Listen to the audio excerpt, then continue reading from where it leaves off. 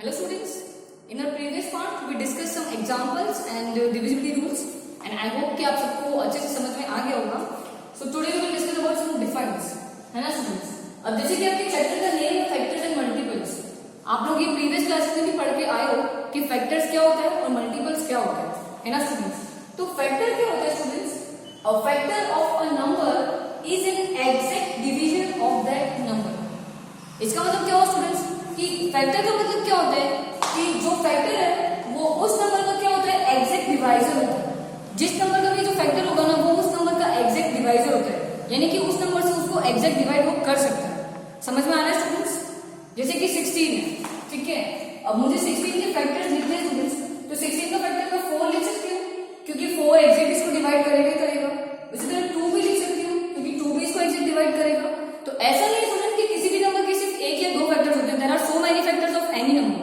और एक चीज ध्यान रखना स्टूडेंट्स, कभी भी किसी भी नंबर के ना दो फैक्टर्स हमेशा फिक्स होते हैं. चाहे आप कोई भी नंबर के लिख रहे हो 1 एंड नंबर इटसेल्फ, कोई भी नंबर हो, चाहे वो 2 हो, 3 हो, etcetera any number, two factors हमेशा फिक्स होते हैं किसी भी नंबर के 1 एंड नंबर इटसेल्फ.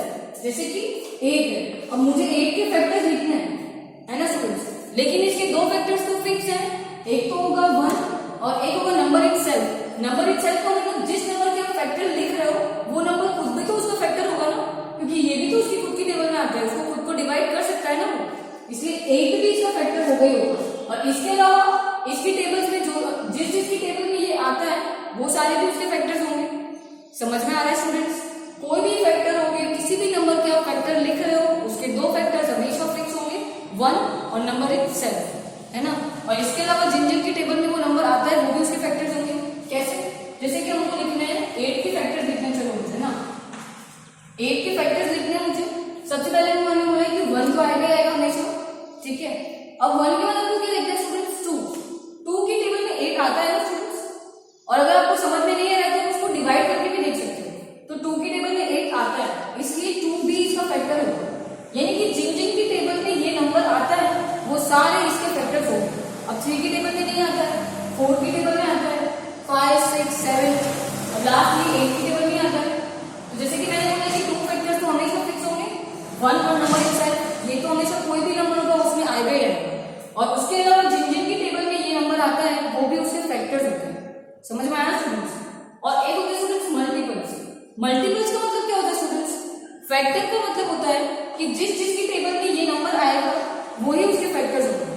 और मल्टीपल्स का मतलब है कि आपको जिस नंबर का मल्टीपल बोला गया है उस नंबर का आपको क्या करना है, उसकी टेबल लिखनी है. जैसे कि मैंने आपको बोला कि 5 के मल्टीपल्स लिखना है. अब आपको मैंने बोला कि 3 मल्टीपल्स लिखो, 4 मल्टीपल्स लिखो, 5 मल्टीपल्स लिखो, ये जितने भी बोले ना. तो मल्टीपल्स का मतलब क्या होता है स्टूडेंट्स? आपको उस नंबर की टेबल लिखनी है. जितने मल्टीपल्स बोले वहां तक उसकी टेबल लिखो. सपोज मैंने बोला कि आपको लिखने 6 मल्टीपल्स ऑफ 5, है ना. मैंने आपको बोला कि 6 मल्टीपल्स ऑफ 5, यानी कि 5 के आपको 6 मल्टीपल्स लिखने हैं. तो 5 की टेबल आप कहां तक लिखोगे?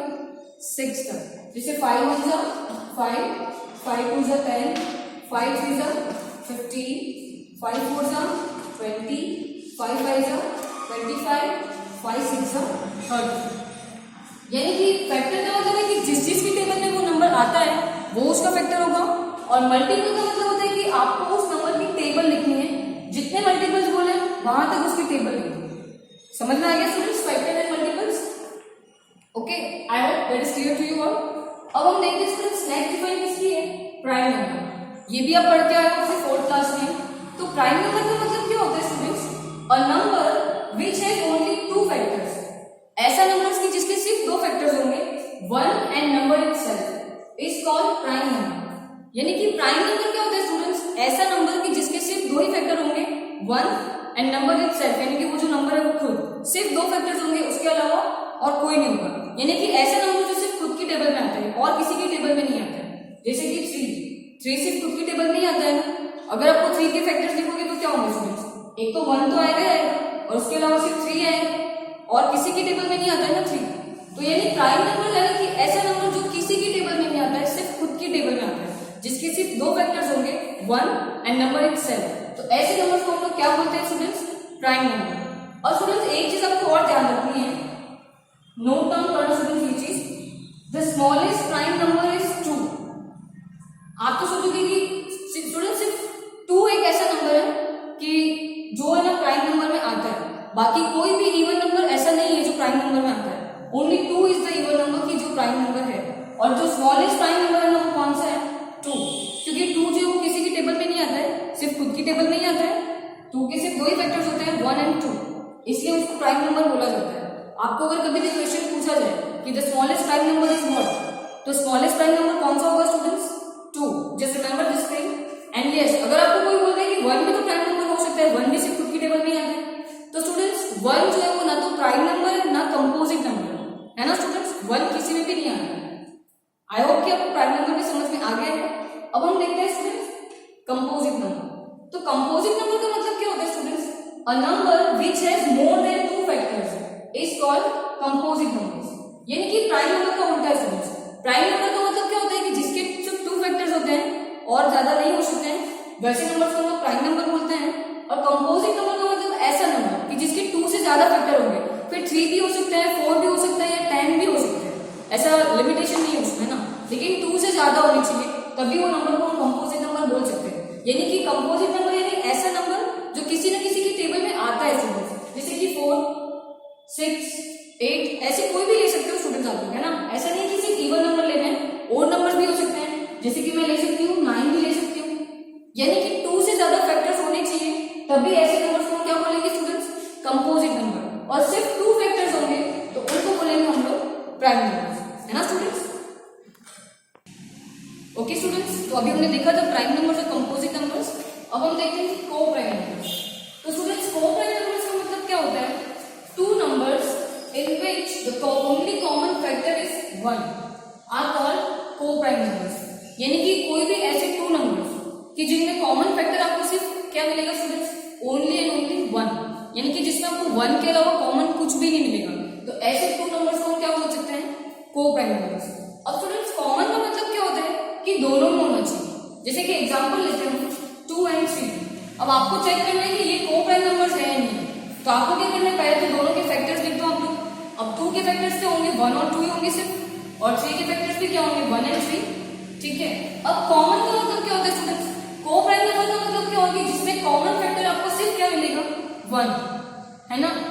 यानी अब देखो आपको कॉमन का मतलब क्या होता है? इन दोनों में होना चाहिए, 2 वाले में भी और 3 वाले में भी, दोनों में होता है, उसी को कॉमन बोलते हैं। अब इसमें भी 1 है और इसमें भी 1 है। जैसे कि हमने डिफाइन में देखा है कि कॉमन फैक्टर आपको सिर्फ क्या मिलेगा? 1। तो दोनों में आपको कॉमन फैक्टर सिर्फ 1 मिल रहा है ना, इसके अलावा आपको कुछ कॉमन मिल रहा है क्या? दैट मीन्स कि ये दोनों जो है ना 2 and 3 आर को-प्राइम नंबर्स। समझ में आया स्टूडेंट्स? को-प्राइम नंबर्स का मतलब क्या होता है कि जिसमें कॉमन फैक्टर आपको सिर्फ 1 मिलेगा, तो ऐसे नंबर्स को हम क्या बोलते हैं? Coprime numbers. So 2 and 3 are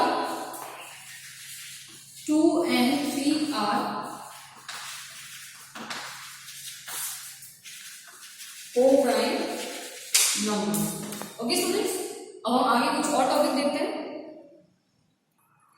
okay students, अभी हमने कुछ डिफाइंस देखी थी एंड आई होप कि आप लोगों को अच्छे से समझ में आ गई होगी। आपको लेकिन वो लर्न करनी पड़ेगी स्टूडेंट्स, तभी आप क्वेश्चन को सॉल्व कर पाओगे। ओके, तो अब हम कुछ टॉपिक देखते हैं स्टूडेंट्स। आपको एग्जाम्पल सॉल्व करना है, तो स्टूडेंट उसके लिए कुछ अलग अलग मेथड है। जैसे कि फर्स्ट मेथड है प्राइम फैक्टराइजेशन मेथड, है ना स्टूडेंट्स। तो एग्जाम्पल फर्स्ट देखते हैं इसका स्टूडेंट्स। क्वेश्चन है find prime factorisation of 120। Prime factorisation यानी 120 का आपको प्राइम फैक्टराइजेशन फाइंड करना है, यानी कि इसके सारे फैक्टर्स फाइंड करने हैं स्टूडेंट्स। तो कैसे करेंगे स्टूडेंट्स? तो ध्यान रखो, प्राइम फैक्टराइजेशन मेथड बोला है तो प्राइम फैक्टराइजेशन मेथड से ही आपको करना है। ओके, तो प्राइम फैक्टराइजेशन मेथड में क्या करना होता है स्टूडेंट? सबसे पहले आपको 120 के सारे फैक्टर्स निकालने हैं। इसको हम लोग इस तरह से लिखते हैं प्राइम फैक्टराइजेशन मेथड, है ना। और जब भी आप प्राइम फैक्टराइजेशन वाला मेथड यूज करते हो ना स्टूडेंट्स, तो आपको सबसे पहले देखना है कि ये नंबर 2 से होगा या नहीं होगा डिवाइड। अगर 2 से हो रहा है तब तक 2 से ही करते जाना है, अगर 2 से नहीं हो रहा है तो फिर आप 3 से देखोगे उसको, 3 से नहीं हो रहा है तो फिर उसको 4 से देखोगे, 4 से नहीं हो रहा है तो फिर उसको 5 से देखोगे, और ऐसे कंटिन्यू चलना है। ऐसा नहीं कि डायरेक्ट आपने 6 से ले लिया, 10 से ले लिया, नहीं। आपको सबसे पहले 2 से देखना है, फिर 3 से, और ऐसे ऑनवर्ड जाना है कंटिन्यू सीक्वेंस में। ओके, अब 120 है, इवन नंबर है, तो ऑब्वियस। अब स्टूडेंट्स यस, मैंने आपको जो डिविजिबिलिटी रूल्स पढ़ा है वो आपके इस क्वेश्चन में बहुत यूज होंगे। आपको एक एक नंबर को डिवाइड करके देखने की जरूरत नहीं है अगर आपको रूल्स पता है। जैसे कि ये इवन नंबर है तो ये 2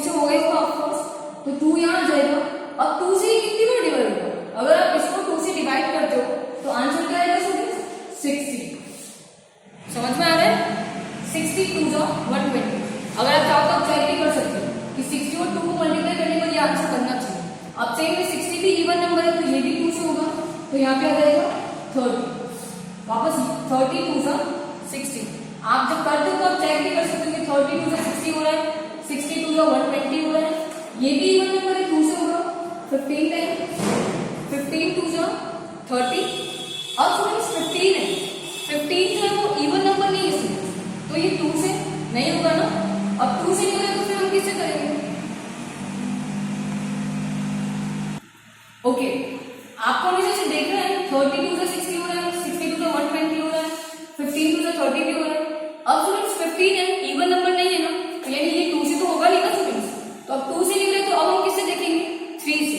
तो आपको पता है कि 3 के टेबल में 15 आता है, यानी 3 यहाँ आ जाएगा। 3 के टेबल में 15 कितनी बार आता है स्टूडेंट्स? 5 बार। अब 5 3 जा 15। अब स्टूडेंट्स 5 में से 5 के टेबल नहीं आएगा, 2 में नहीं आएगा, 3 में भी नहीं आएगा, 4 में भी नहीं आएगा, 5 से 5 के टेबल में आता है। 5 1 5 जा 5।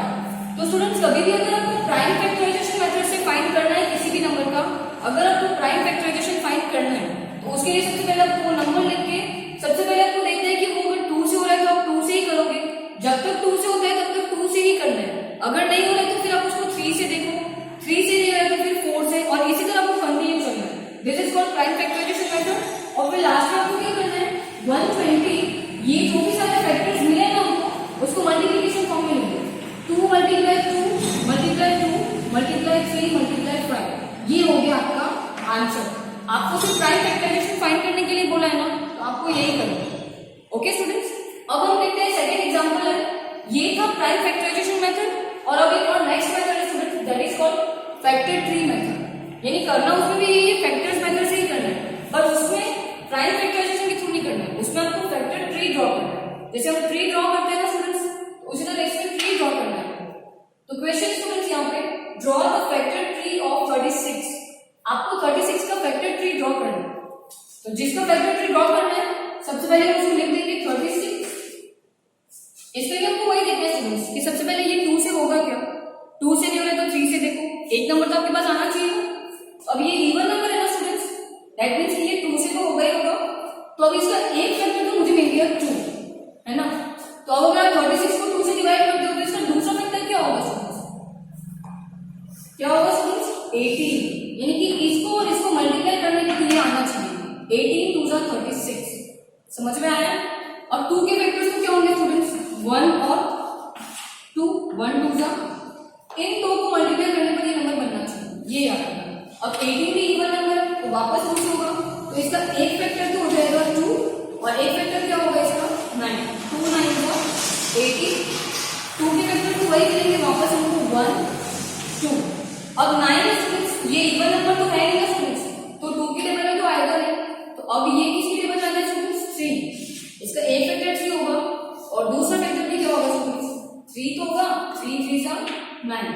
3 के फैक्टर्स भी क्या होंगे? 1 3, और इसमें भी ऐसे ही 1 3। तो स्टूडेंट्स आपको दोनों क्वेश्चन समझ में आए। अगर आपको प्राइम फैक्टराइजेशन मेथड बोला है तो आपको इस तरह से करना है कि जब तक 2 से हो रहा है तो 2 से करना है, 2 से नहीं हो रहा है तो फिर 3 से, और ऐसे आपको ऑनवर्ड जाना है। ये होता है प्राइम फैक्टराइजेशन मेथड।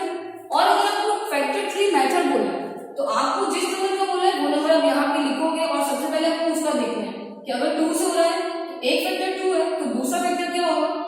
इन दोनों को मल्टीप्लाई करने पर ये आना चाहिए, इन दोनों को करने पर ये इस तरह से। ये होता है आपका फैक्टर ट्री मेथड। तो आई होप स्टूडेंट्स आपको दोनों जो मेथड मैंने आपको समझाई, prime factorisation method and factor tree method, वो आपको अच्छे से समझ में आ गई होगी। सो इससे रिलेटेड जो भी वर्क एक्सरसाइज है वो आपको पीडीएफ के थ्रू सेंड कर दी जाएगी। Okay students.